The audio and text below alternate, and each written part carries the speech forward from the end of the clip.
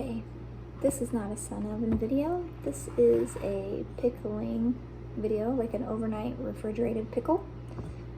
It's like 11 o'clock at night and I'm up, I'm wide awake, and I'm kind of in the mood to pickle some green beans. I've never pickled green beans before. This year I pickled asparagus for the first time and it was delicious. So I'm going to use that same recipe to pickle these green beans. I've canned a whole bunch, so I'm going to try to pickle some and put them in the refrigerator. Now, the recipe does call for heating up the vinegar and the sweetener and the water and the salt, and I'm going to use raw organic, the Bragg's apple cider vinegar. And so if you heat it up, you kill all the good enzymes in it. And instead of sugar, I'm going to use honey that I got locally. And if you heat that up, it also kills the good enzymes in it. And so I don't want to do that. So I'm actually doing this totally improv by scratch. I mean, I'm following a recipe, but I'm not gonna heat or cook it. And so we'll see how good it does. I can eat it as soon as tomorrow, or you can leave it in the refrigerator up to 5 days before you start eating it, and then it's good for a really long time in the refrigerator. Because I actually have other things pickled,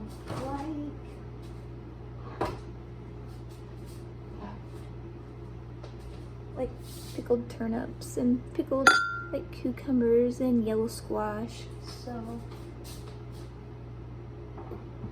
they stay good in the refrigerator for a long time because I made those quite a while ago. And actually I keep the brine and I just keep adding more vegetables to it when the vegetables are gone. So anyway, so without further ado, we are going to make pickled green beans without heating the vinegar solution. So being that this is completely full, I'm just going to kind of do 1 cup at a time. The recipe actually calls for 2.5 cups of vinegar to 1 cup of water. So I'm just going to do kind of half that for right now. So I'm going to do 1 cup of vinegar. And like I said, it's the apple cider vinegar. And then, you know what I just thought of? I'm going to use purified water. So I need to go get that.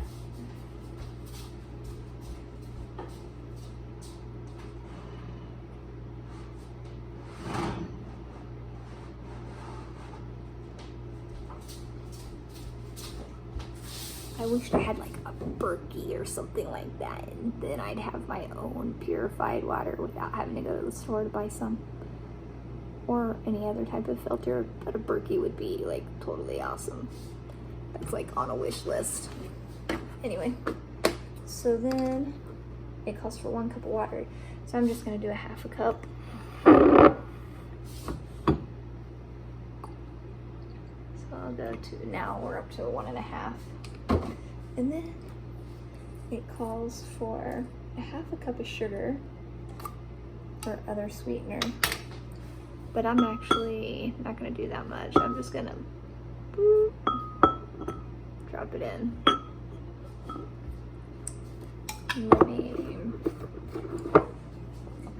And then a tablespoon of salt. We're just going to go with it. And I'm just going to do half.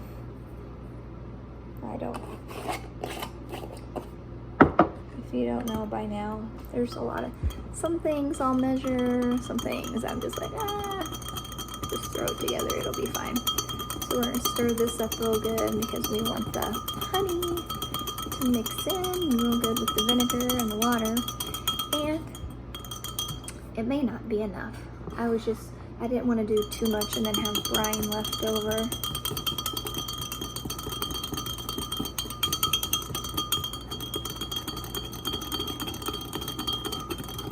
stir that really, really good.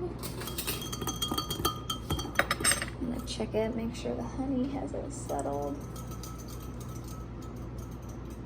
It doesn't look like it has. It looks like it's mixed good. So I'm gonna just give it a taste. Oh, the salt too. But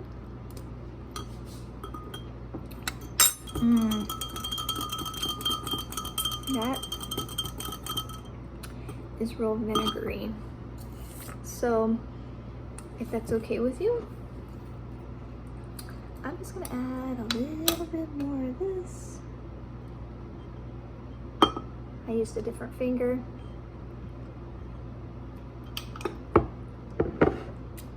Let's stir that. Maybe a little bit more water.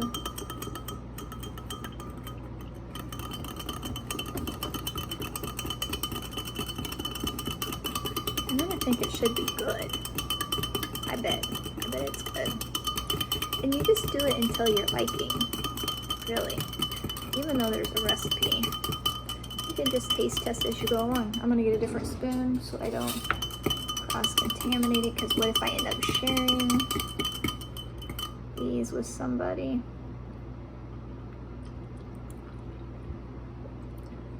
That I like.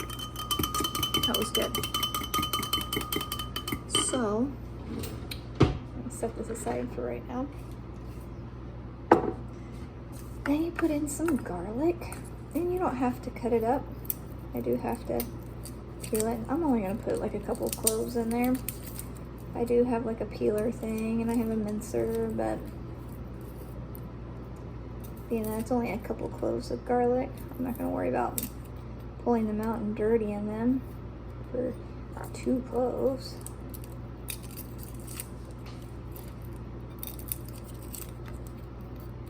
I'll just peel myself with a knife. Like that. Okay. And so then I'm just gonna cut them up. Cut up the garlic in chunks, because really all you're doing is infusing flavor into there. Okay, so here's the other thing. I'm all about doing use what you have or use what you want.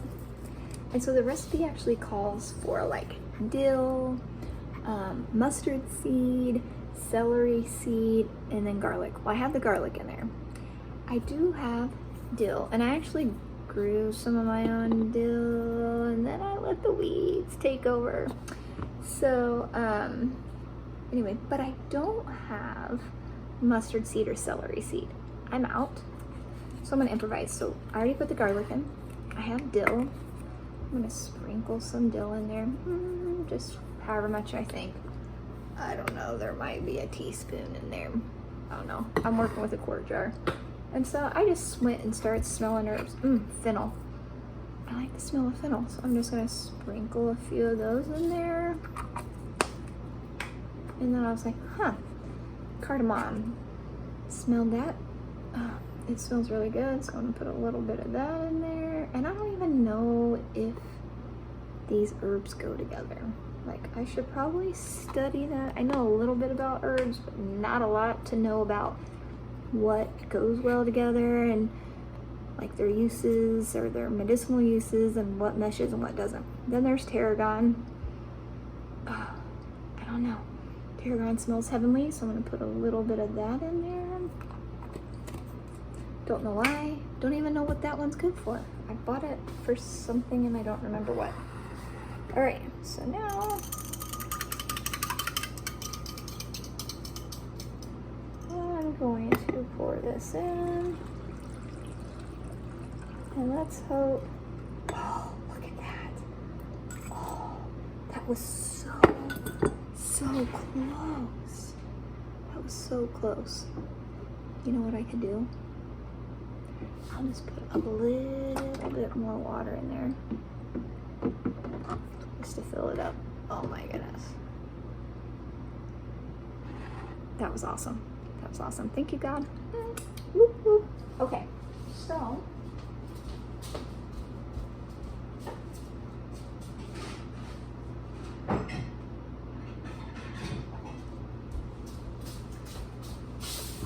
I forgot a lid. All right, so I'm just gonna put this lid on and I'm gonna stick it in the refrigerator, and it should be ready tomorrow to sample, or I could wait until the next day. So I don't know. I'll probably sample it tomorrow just to see. Anyway, have a great day.